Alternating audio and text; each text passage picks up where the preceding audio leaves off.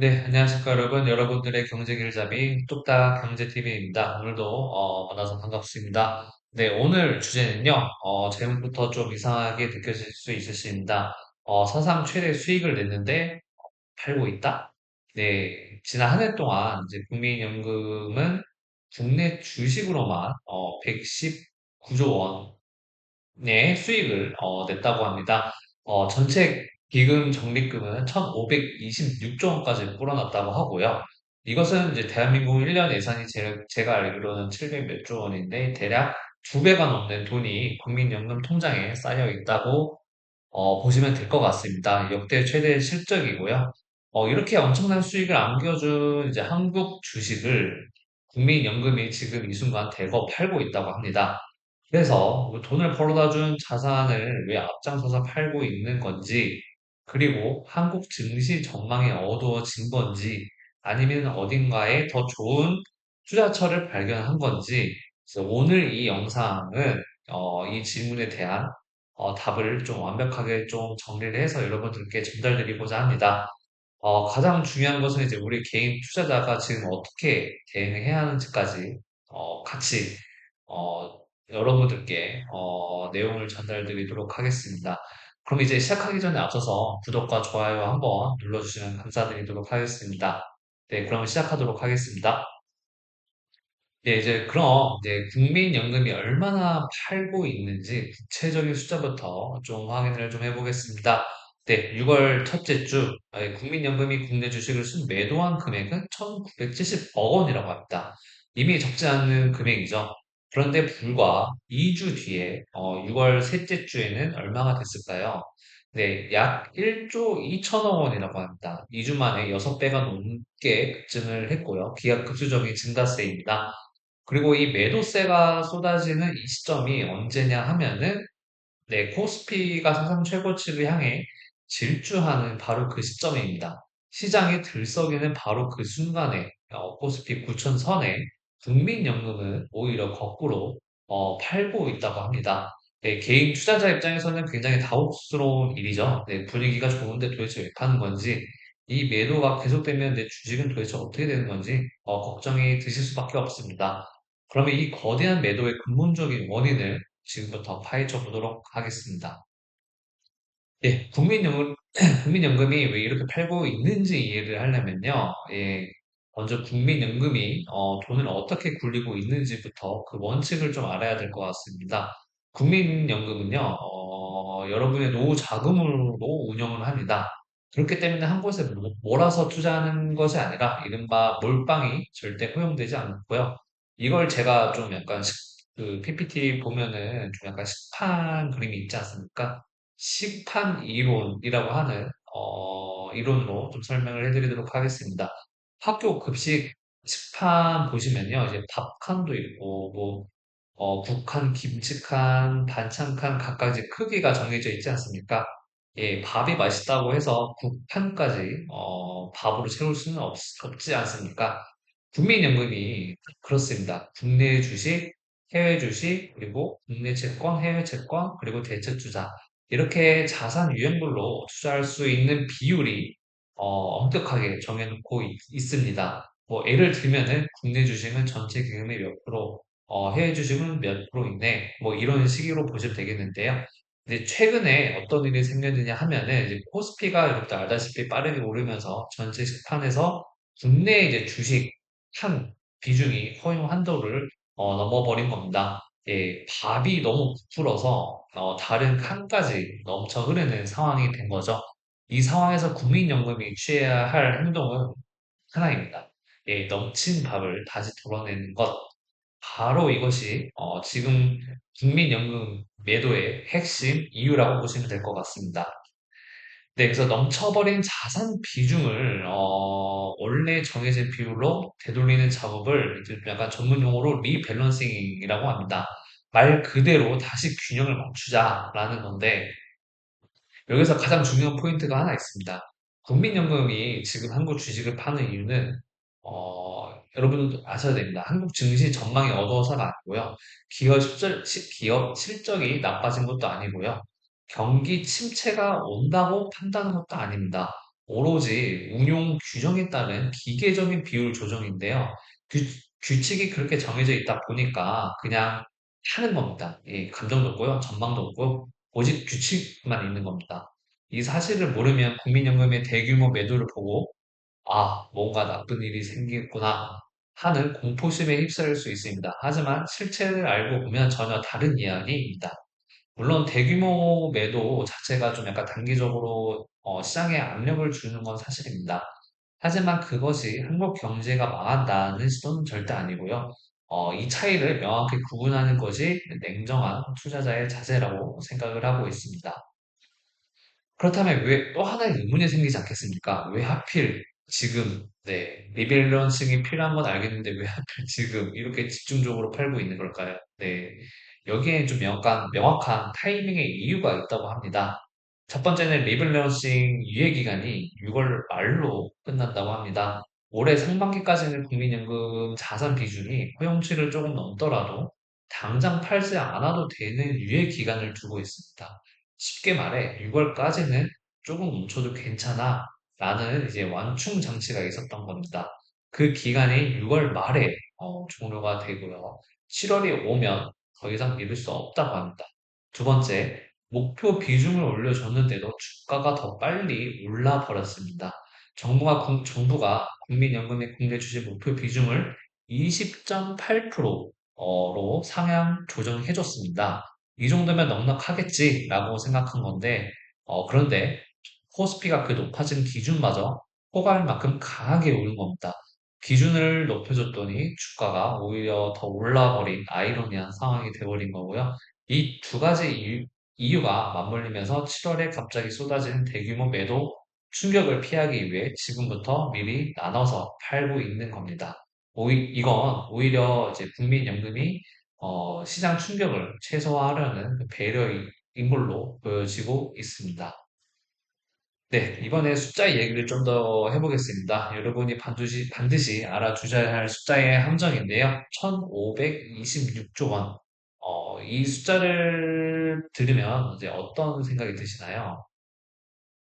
통장에 1526조 원이 현금으로 쌓여 있을 것 같은 느낌이 드시나요? 네.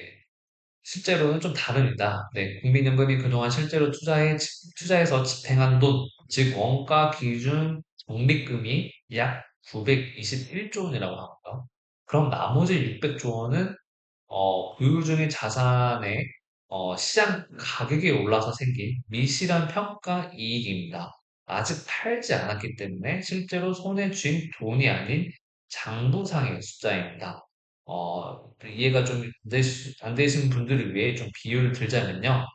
10년 전에 3억 원짜리 아파트를 샀는데 지금 시세가 10억 원이 됐다고 가정해 보겠습니다. 그렇다고 당장 통장에 7억 원이 생기는 건 아니지 않습니까? 예, 팔기 전까지는 그냥 내 집이 비싸졌네 라는 장부상 수치입니다. 1526조 원도 똑같습니다. 엄청난 숫자지만 그 안의 구조를 이해하지 못하면 숫자에 현혹될 수 있습니다.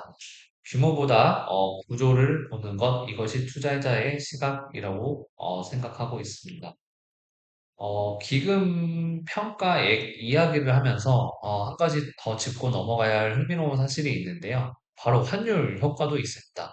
올해 국민연금의 해외 주식 투자는 달러 기준으로 보면 마이너스 5% 정도의 손실이었습니다. 글로벌 증시가 흔들리면서 손해를 본 건데, 그런데 이 손실이 원화로 환산하면 어떻게 됐을까요? 무려 마이너스 0.11%로 줄어들었다고 합니다. 사실상 본전에 가깝게 됐고요.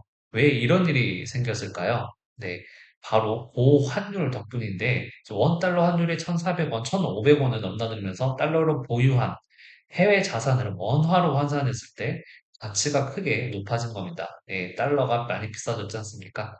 우리 일상에서 이제 고환율은 수입 물가를 올리고 여행 경비를 늘리는 부담 요인입니다. 그런데 해외 자산을 대규모로 보유한 국민연금 입장에서는 고환율이 해외 자산의 손실을 막아주는 강력한 방패 역할을 한 겁니다. 같은 현상도 누가 보느냐에 따라 전혀 다른 의미가 될 수 있고 거시 경제는 항상 이런 다면적인 시각으로 봐야 합니다. 네, 그리고 이번 슬라이드에서는요, 국민연금의 역할이 시장에서 어떻게 변화하는지 그 구조적 속성을 이해해 보도록 하겠습니다. 개인 투자자와 국민연금의 매매 패턴을 비교해 보면 정반대입니다. 여러분이 주식을 갖고 있는데 주가가 오르면 어떤 생각이 드십니까? 더 오를 것 같은데 더 살까? 하는 생각이 자연스럽게 드시지 않습니까? 이건 바로 인간의 본능입니다. 하지만 국민연금은 정반대로 움직인다고 보시면 됩니다. 주가가 올라서 국내 주식 비중이 허용치를 넘으면 무조건 팔아야 합니다. 더 오를 것 같아도 전망이 좋아도 규칙이니까 팔아야 합니다. 다시 말해서 이제 코스피가 강하게 상승할수록 국민연금은 더 많이 팔아야 하는 구조입니다.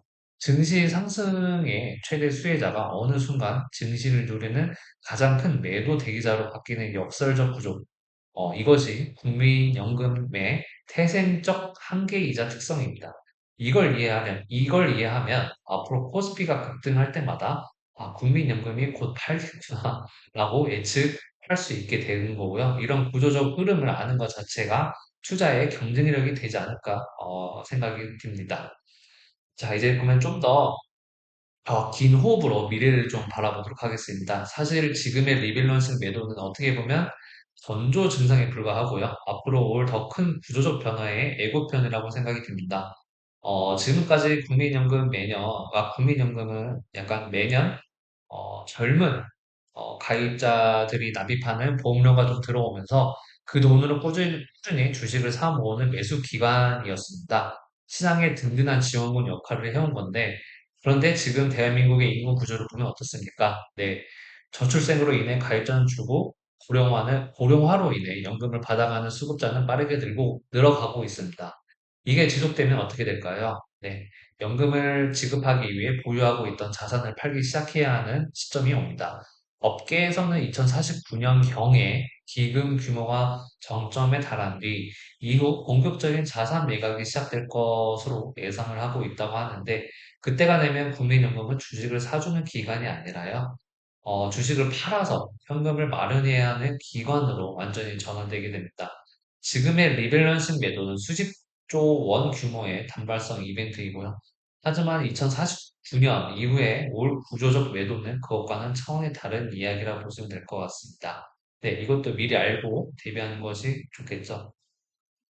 네, 그리고 이제 많은 분들이 궁금해하실 질문입니다. 네, 국민연금이 이렇게 팔면 주식시장 폭락하는 거 아니냐?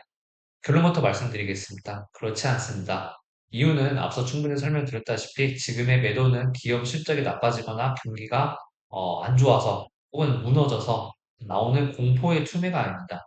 오로지 비율을 맞추기 위한 기계적이고 규칙적인 매도라고 보시면 되겠고요. 오히려 시장 관점에서 보면 국민연금의 이 행동은 일종의 브레이크라고 보시면 될 것 같습니다. 지수가 과도하게 빠르게 오를 때 국민연금은 자동으로 매도해서 속도를 조절해 줍니다. 과열을 시켜주는 안전장치인 셈으로 보시면 되겠고요.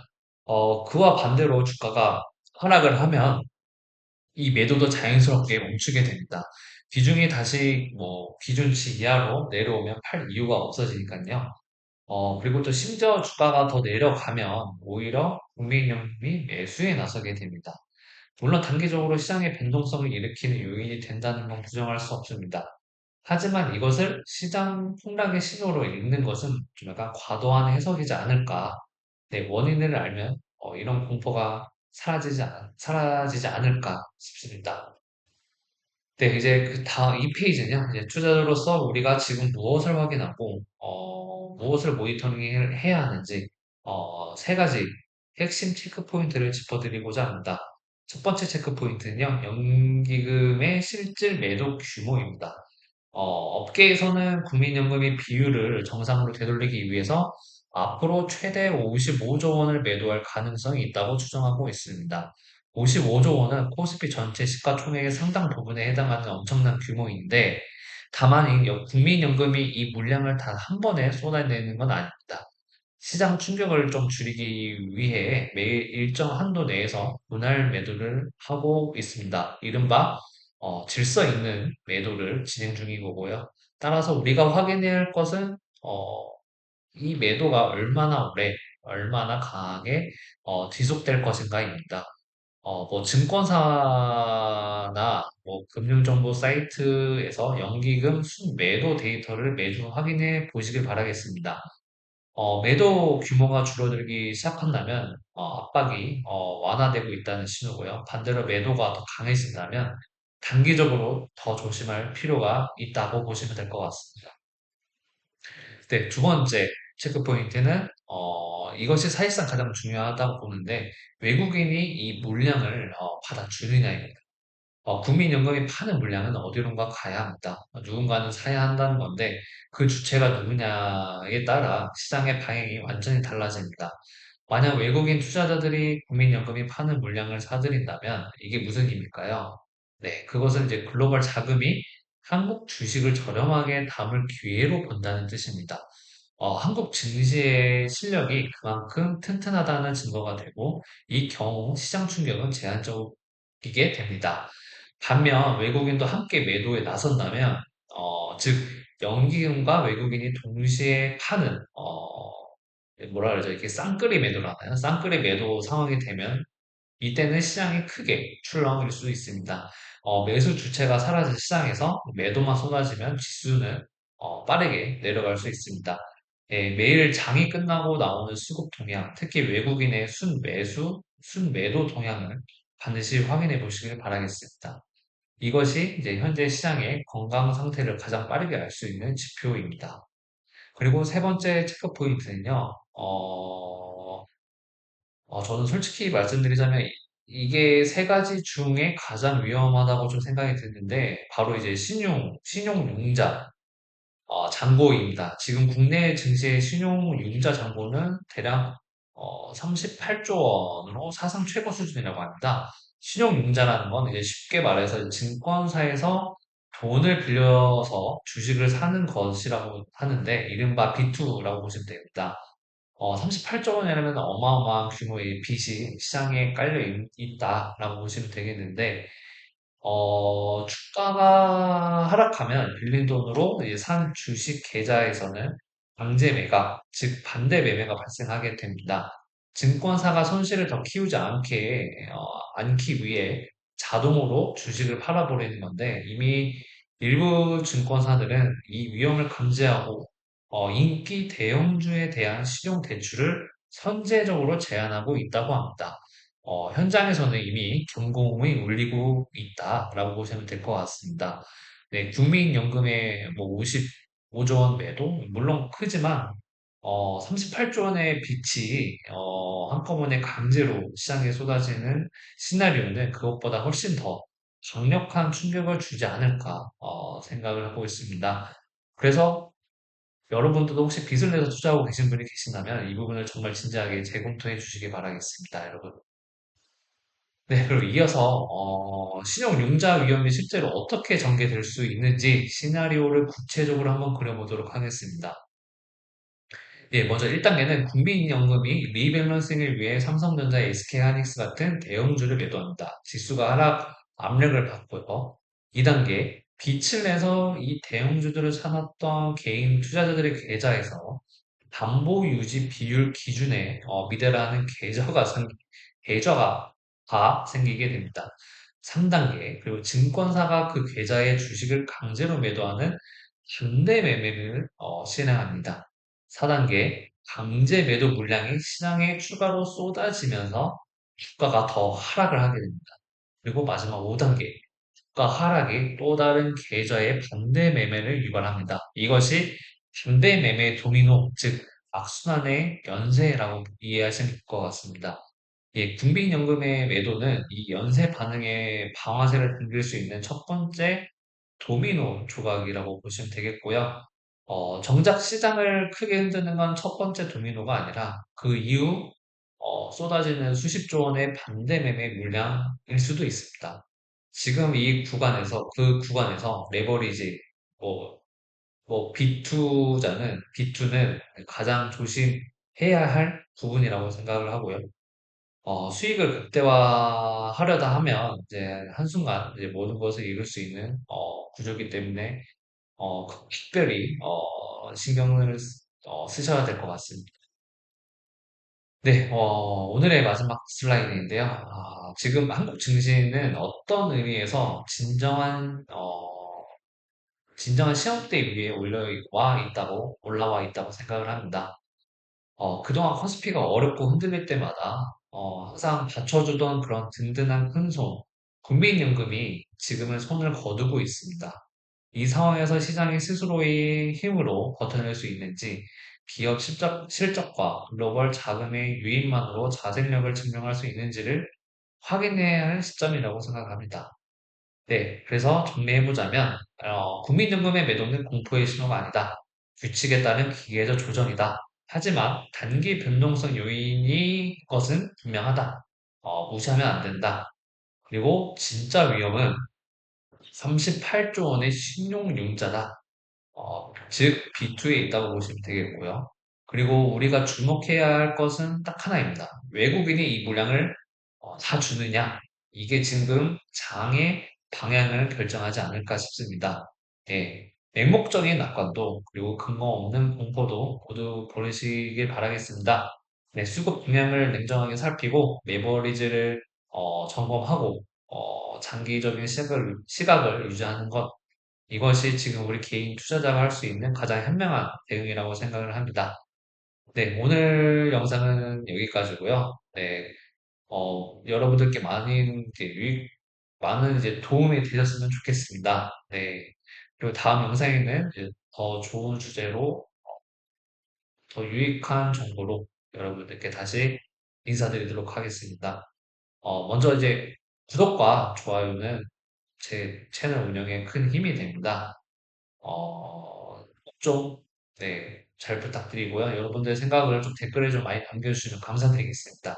그러면 다음 영상에서 더 좋은 내용으로 찾아뵙도록 하겠습니다. 네, 감사합니다, 여러분.